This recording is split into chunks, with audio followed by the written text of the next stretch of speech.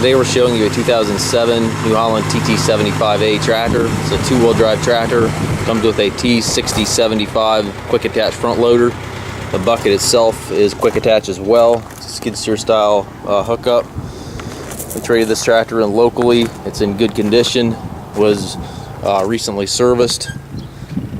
Paint certainly not new on it, but it is a nice looking tractor yet. Joystick here to operate the loader. Bit of paint coming off the top of the hood here. The tractor has just over 700 hours on it. A couple cuts in the treads there, but nothing to hurt the tire. Rear tires are loaded on this tractor. 540 PTO. Rear hydraulic outlet back here. Fender looks like it might have caught something there. Mechanically there's absolutely no known issues with the tractor. Again, it was recently serviced. Looked like it was at 624 hours in May of 2017.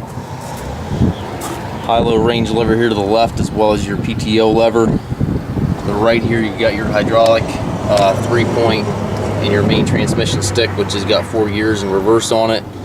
Individual brakes, foot throttle, clutch pedal here to the left, and throttle up here in the dash.